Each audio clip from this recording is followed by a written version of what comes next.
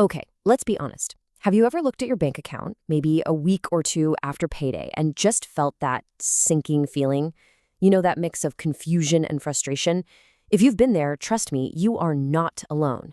So in this explainer, we're going to get into exactly why that happens, and more importantly, how you can build a system to take back control. It's the million-dollar question, right? Or, maybe it's the few thousand rupee question that feels like $1 million. You work hard, you get that paycheck, and then, poof, it just seems to vanish. Where does it all actually go? You see that deposit hit your account. You get the little notification on your phone. And for a moment, everything feels okay, right? You feel secure. You think, okay, I've got a plan, I've got the resources. But then, well, life happens. A coffee here, an online order there. You're not making any huge, crazy purchases. There are no luxury shopping sprees, no big ticket items you can point to. And then you check your balance again, and it's shockingly low. It feels like your money has just evaporated. It just vanished into thin air, leaving you scratching your head, wondering how it's even possible to have almost nothing left. So what is really going on here? Is it just bad luck? Well, the good news is, it's not some unsolvable mystery. The problem actually has a name, and once you can see it, you can totally fix it. We're talking about something called silent leaks. And this, right here, this is the heart of the matter. This isn't an income problem. I mean it. You could get a raise tomorrow and still feel the exact same way a month later. The real issue is that slow, almost invisible drip, drip, drip of money leaving your account without you even noticing. And these leaks, they're the stuff of everyday life. We're talking about that daily chai or coffee that really adds up, or that streaming service you signed up for with a free trial and totally forgot to cancel. And we all know the danger of those justice once decisions that somehow seem to happen 3 or 4 times a week. Each one feels like no big deal, but when you put them all together, they create a flood. This really says it all, doesn't it? If you had one big, sudden expense, you'd notice it immediately. But the slow, steady drip, that's what's so dangerous. It's like a death by 1,000 cuts for your bank account. So, how do we plug these leaks? Well, it's not just about trying harder or having more willpower. It's really about a fundamental shift in how you think about money.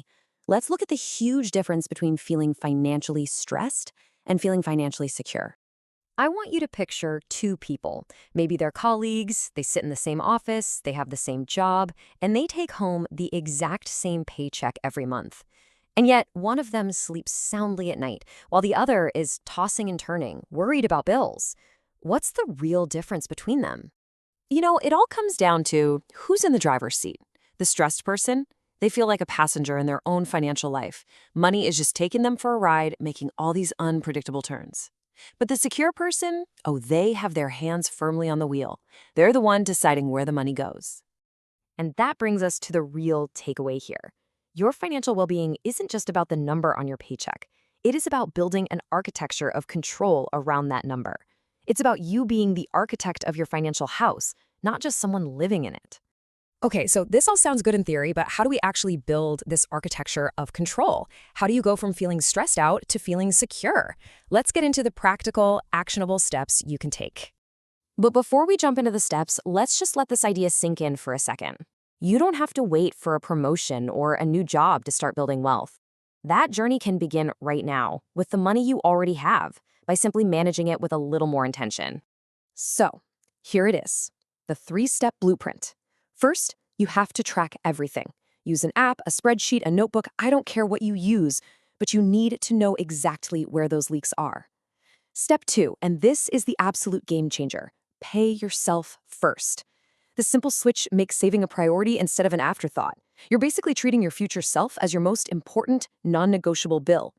And then finally, step 3, you live off of what's left. Just reordering it like this changes everything. So as we start to wrap this up, this entire idea, this whole concept, it really boils down to one simple but incredibly powerful choice that you get to make every single day. Now, that's not just some clever phrase, it's a fundamental truth of personal finance. There's no neutral ground here. Either you are telling your money where to go, or you're going to be constantly wondering where it went. And that really leaves us with this final question. It's not about how much money you have. It's about the system you build around it. So I want you to take a look at your own finances, your habits, your mindset, and ask yourself, who is really in control?